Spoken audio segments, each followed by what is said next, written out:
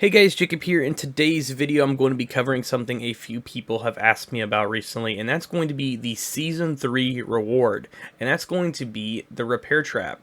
Now, if you guys want to acquire this for yourself, you guys are going to go over to your Seasons, and then go to the Manhunts.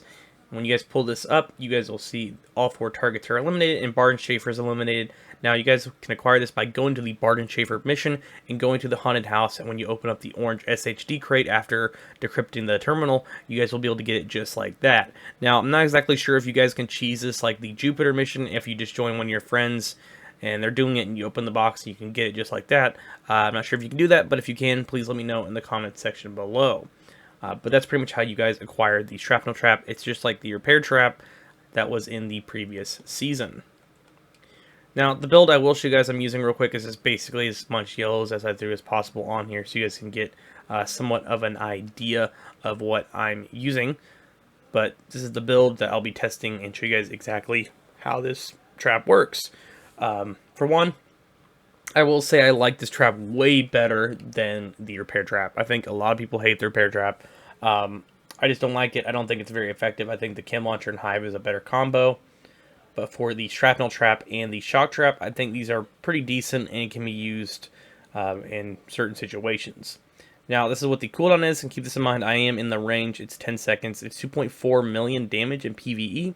You get 15 traps, 2 meter radius, 72 second, or almost an 80 or a 73 second duration, and you have 1.2 million PvP damage. In skill tier at 6, you get 6 traps and 60% damage. Now, I will show you guys exactly how this functions, and later on I will show you guys a little bit of gameplay in the open world on how it works. I have not actually tested this really in PvP that much. I've used it a few times, but at the same time, I haven't really found that many people in the Dark Zone lately, last few times I've been playing, mostly due to the fact that I think a lot of people are, for some reason, I guess, just not wanting to go in there, but I will try to get a little bit of footage so you guys can see how it works in the DZ later on. But in the range, this thing is a little bit difficult to use, so I am actually going to throw it in 2 spots. For one, is going to be this left wall over here by the bowling balls. Throw it right here so you guys can see exactly how it works. It goes on the ceiling, which is up here. It goes on the wall and also goes on the floor. Now, some people are saying that this is very useless, but in my opinion, in some ways, yes, it could be, but in a lot of ways, I would have killed to have something like this in Division 1, and I'm looking at, people like Kamikaze Von Doom and Demonic who played with me back in Division 1, and, my buddy Wheezy and Ben.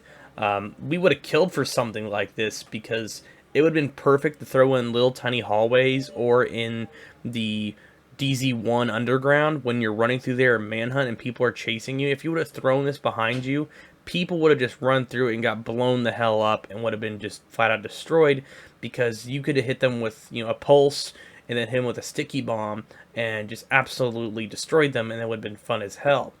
But one thing I will say about this, I think it's way better than the Repair Trap, mostly due to the fact that you could throw this on the ground and act someone as a claymore, so in the DZ when people are chasing you, or if you want to block off an area in legendary missions in PvE, you can do that, and when the enemies run into it, it will blow them up. Now, I will throw it into a group of NPCs over here so you guys can see exactly how it works. But it's a little hard to see in the firing range, but I'll throw it and it'll blow up pretty much almost instantly when it hits these guys and wipe them out just like that. Now, I will throw it over here behind me so you guys can see a better close-up look. Throw it right here next to the stash box. And you will see some of them go on the ceiling. Also, some of them go on the floor. It just depends on where you throw it. The range isn't really a good place to test this. I'm not sure why it doesn't work in here, but it's a pain. Throw it again one more time so you can see. And there you go, it spreads pretty much just like that. But in the range is a little bit more difficult to use. And there's some orange style nodes. Now, I will show you guys the comparison compared to like the trap, the Shock Trap, the original one. And for one, you guys will see the radius is a little bit higher than, obviously, the Shrapnel Trap. So I'm actually going to throw this out, and you guys can see this is ridiculous. This thing covers a lot of space. And I think if you have someone using this and also using the Shrapnel Trap, you combine both of them. And so you have someone in your group who's running high armor regen with DPS but they don't have really any skill tiers, but they want something that can also kind of help out the team and be used in defensive areas, or also, you know, when you're running away trying to get your manhunt off. I think this trap and the shrapnel trap are perfect because one can act as a claymore and the other can act pretty much just as a deterrent, because some people aren't going to want to walk through it at all. But if you're running through a hallway and you throw this and you throw a shrapnel trap, and there's really either a long way around to get to you, or they're going to run through it. And you can use this to your advantage by them getting hit by the shrapnel trap, getting hit with explosives and hitting them like crazy. And the shark trap can be used to slow them down. And while they're being slowed down, you can turn around in the hallway you're in or the building you're in and potentially just burn through one of them or two of them and wipe out a few guys just like that, and then get your man up even higher. But overall, that's just a quick little video. Some people were asking me about the shrapnel trap and what I think about it. Overall, I think it's pretty decent. It's not a skill I'll be using a lot, but I think it's pretty effective for what it's designed to do. Most likely, I will be carrying this around in the DZ for a more defensive style item while throwing this in buildings, fighting large groups of players, and maybe potentially even using it in legendary missions or some plays like in Summit when you fight the hunters.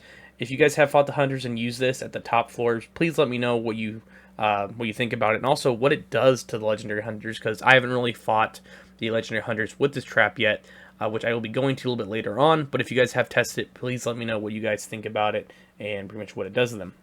I will show you guys a little bit of gameplay before this video ends, so you guys can see exactly how it works in the open world. But thank you guys all for watching. Make sure you subscribe for more Division 2 content, and I'll catch you guys all later.